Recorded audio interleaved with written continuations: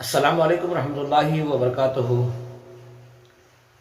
آج میں کچھ ایسی خاص ضروری باتیں کرنا چاہوں گا جسے پورے غور سے سنیں اور سمجھنے کی کوشش کریں۔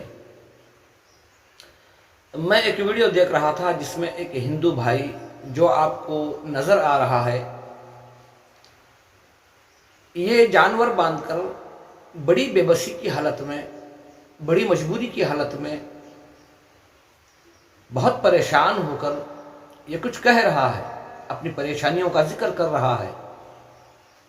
وہ شخص جانوروں کو پال کر ایک امید پر کہ اس کے گھر کے مسائل ہوں گے، کچھ ضروریات ہوں گی، جس نیت سے اس نے جانوروں کو پالا، اس نیت سے کہ مسلمان آئیں گے قربانی کے دور میں، قربانی کے مہینے کے لیے اچھی خاصی موٹی رقم دے کر یہ جانور لے جائیں گے تو میرے بھی مسائل حل ہو جائیں گے۔ لیکن آج کل قانون کی کچھ مجبوریاں یا کچھ اور کہیں، اس کی وجہ سے مسلمان بھی جانور خریدنے کے لیے ڈر رہے ہیں۔ تو یہ جو بھائی آپ کو نظر آ رہا ہے، یہ بہت پریشان ہو کر یہ پوچھ رہا ہے کہ ہم کیا کریں، کیا کریں ان جانوروں کا؟ ہمارے ہی لیے کھانے کے لیے مشکل ہو رہا ہے تو ان کو کہاں سے لا کر دیں، کہاں باندھیں؟ یہ سرکار سے سوال کر رہا ہے، یہ اپنی مجبوریوں کو رکھ کر پوچھ رہا ہے کہ ہم کیا کریں۔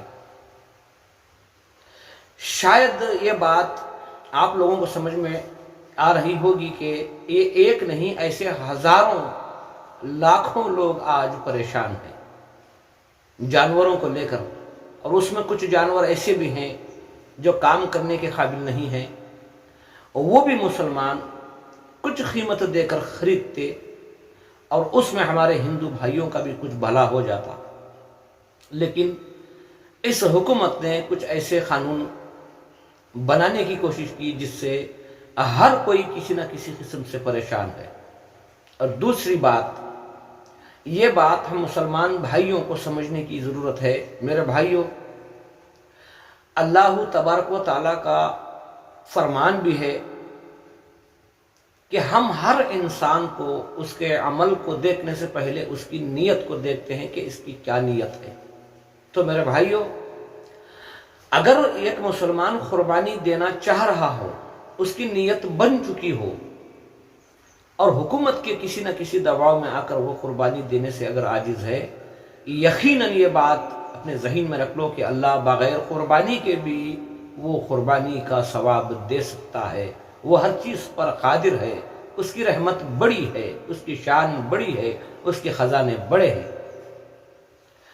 اگر کوئی مسلمان قربانی دینے کی پوری نیت کر چکا ہو لیکن قانوناً اگر وہ قربانی دینے سے عاجز ہے تو اللہ کی ذات جو ہے وہ بغیر قربانی کے بھی ثواب دینے پر قادر ہے۔ اور دوسری بات، یہ لوگ سمجھتے ہیں کہ اگر قربانی پر پابندی لگا دی جائے تو مسلمانوں کو تکلیف ہوگی۔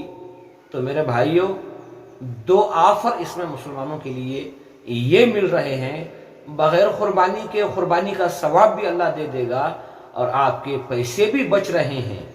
30,000، 40,000، 50,000، 60,000، 70,000، بہرحال جتنے بھی پیسوں کا آپ جانور خرید سکتے تھے وہ پیسے بھی آپ کے بچ گئے۔ یہ اللہ کی شان ہے۔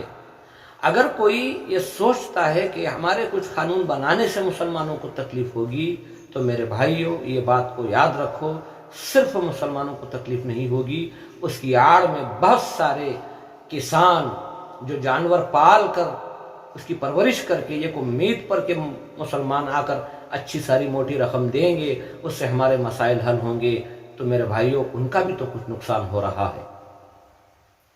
دیکھیں گے اب اس کے لیے سرکار کیا کرے گی، حکومت کیا کرے گی۔ ایسے ہزاروں لوگ جو آ کر جانور باندھ کر دیکھ رہے ہیں، مسلمانوں کی راہ دیکھ رہے ہیں کہ کوئی آئیں گے خریدیں گے، لیکن ماحول ایسا ہے کہ کوئی جانے کے لیے تیار نہیں۔ میرے بھائیوں، یہ بات یاد رکھو، ہمارے عمل کرنے سے، ہمارے کچھ عمل چھوڑ دینے سے اللہ کی شان میں نہ بڑھاوا ہونے والا ہے، نہ اللہ کی شان گھٹنے والی ہے۔ وہ اپنی ذات و صفات میں معبود الماورا ہے۔